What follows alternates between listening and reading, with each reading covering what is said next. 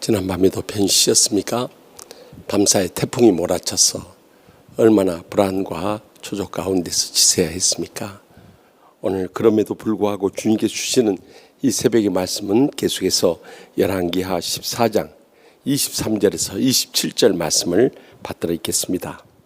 유다의 왕 요아스의 아들 아마샤 제15년에 이스라엘 왕 요아스의 아들 여로보암이 사마리아에서 왕이 되어 41년간 다스렸으며 여호와 보시기에 악을 행하여 이스라엘에게 범죄하게 한 느밧의 아들 여로보암의 모든 죄에서 떠나지 아니하였더라. 이스라엘의 하나님 여호와께서 그의 종 가드, 헤벨, 아미떼의 아들 선지자 요나를 통하여 하신 말씀과 같이 여로보암이 이스라엘 영토를 회복하되 하맛 어기에서부터 아라바 바다까지 하였으니 이는 여호와께서 이스라엘의 고난이 심하여 매인자도 없고 노인자도 없고 이스라엘을 도울 자가 없음을 보셨고 여호와께서 또 이스라엘의 이름을 천하에서 없이 하겠다고도 아니하셨으므로 요아스의 아들 여로보암의 손에서 구원하심이었더라. 아멘.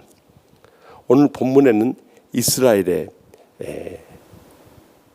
뛰어난 왕이었던 이 최장기 통치를 했습니다. 그래서 솔로몬 시대 그때의 영토를 거의 다 회복한 아주 정치적으로 화려한 왕이 여로보암 2세에 대해서 나옵니다.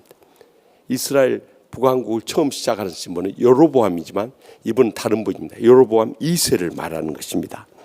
그런데 그가 그렇게 정치적으로 화려하고 또 많은 영토를 정복하고 큰 힘을 가지고 있었음에도 불구하고 주님께서 어떻게 말씀하신가? 본문 24절 말씀을 다시 한번 보겠습니다.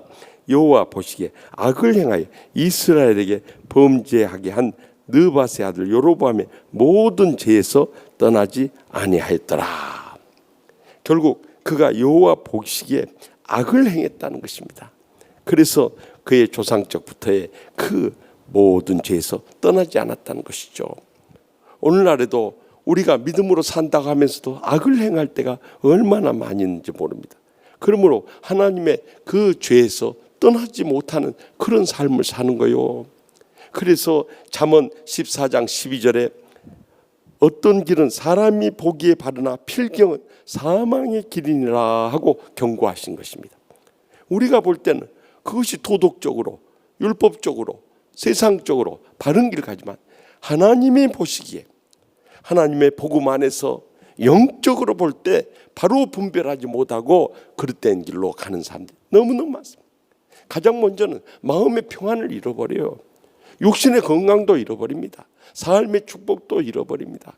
결국 영적인 행복 다 잃어버리고 교회의 걸림돌만 되다가 인생 갑자기 끝낸 사람들이 이 땅에 얼마나 많은지 몰라요. 그렇기 때문에 우리는 항상 하나님께서 어떻게 말씀하시나 이 말씀에 귀를 기울여야 되는 것입니다. 하나님께서 예배하라면 예배드리고 또 하나님께서 충성하라면 충성하고 원수도 용서하고 사랑하라면 사랑하면 되는 것입니다. 그런데 거기에 갖가지 조건을 내세워서 인위적으로 인간적으로 세상적으로 살아갈 때 그것이 바른 길을 갔지만 필경은 사망의 길이 되고 만다는 것을 경고하고 있는 거예요. 그래서 우리의 삶 가운데 혹시라도 우리가 하나님 말씀을 떠나 살아가고 있다면 철저히 이 새벽에 통례하고 자복하며 돌이킬 수 있기를 바랍니다. 그래야 우리는 더 이상의 은혜를 잃어버리지 아니하고 축복도 잃어버리지 아니하고 행복도 잃어버리지 않고 영적으로 충만한 삶을 살아가게 되는 것입니다. 계속해서 이 여로보암 2세의 문제가 무엇이었습니까? 26절에 보니까 이는 여호와께서 이스라엘 고난이 심하여 매인자도 없고 노인자도 없고 이스라엘을 도울 자가 없음을 보셨고 결국에는 참 세상에 그들을 참 메어주고 놓아주고 도와줄 사람이 아무도 없게 되고 말았다는 것입니다. 결국 사람들이 다 떠나가 버리고 마는 겁니다. 독야청청 외롭고 힘들게 인생을 끝낼 수밖에 없다는 거예요. 그래서 우리는 삶이 어렵고 힘들수록 더 주님 앞에 나가야 되는 것입니다. 더 주님 앞에 메어달려야 되는 것입니다. 더 주님 앞에 부르짖는 길만이 우리가 살 길이라는 것을 잊지 마시기 바랍니다. 우리가 요즘 코로나19로 인해서 다 어렵습니다. 더욱이 폭염이 계속되다가 이제 태풍까지 몰아쳤어요.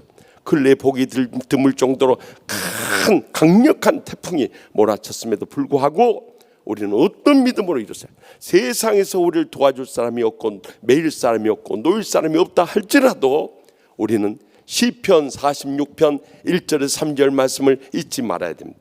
하나님은 피난처요 힘이시니 환난 중에 만날 큰 도움이시라.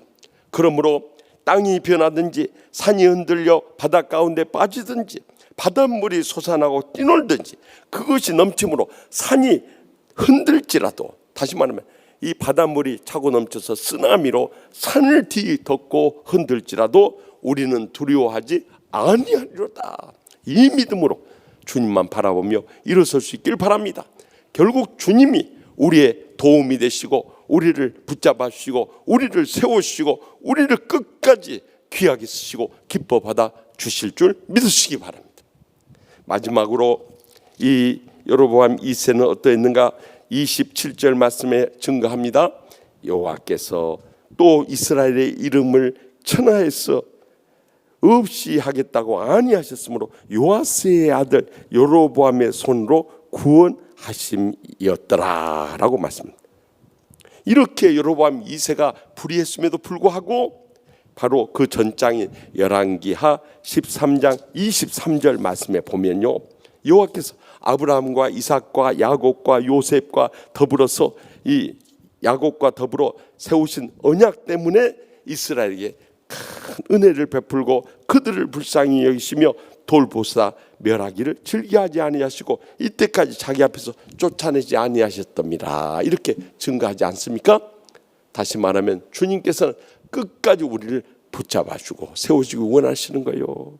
왜냐하면 우리와 처음 예수님을 믿는 순간 하나님의 자녀되게 하시고 제 용서함을 주시고 영원한 생명 주시고 천국의 소망 가운데 인도하시고 약속하셨기 때문에 우리가 쓰러지고 넘어지고 때로는 주님의 뜻을 거스리고 세상에 빠져들을 때도 주님은 변함없이 사랑하시고 우리를 붙잡아 주신다는 것입니다. 왜냐하면 주님께서 우리를 그의 자녀 삼으실 때 약속하신 그 언약 때문에 그런 것입니다.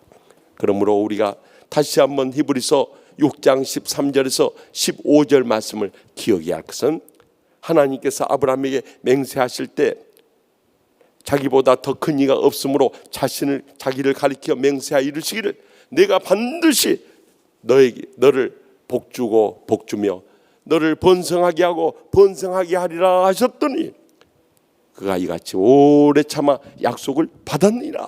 약속하지 않습니다.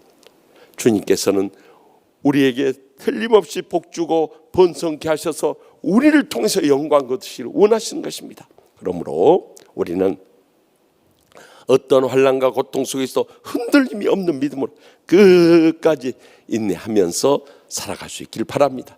그러면은 현재의 삶 가운데 부딪히는 어떤 환난과 고통과 또 코로나19와 또 태풍이 몰아친다 할지라도 하나님께서 다 이겨내 계시고 이 모든 일 통해 하나님의 살아계심을 보이시며 하나님 앞에 귀하게 영광 돌릴 그날이 꼭 다가올 줄로 확실히 믿습니다. 기도하십시다. 오늘도 주신 말씀 기억하면서 주여 코로나19도 속히 막아주셔야 되는데 또 태풍까지 덮쳤으니 어떻게 하면 좋겠습니까?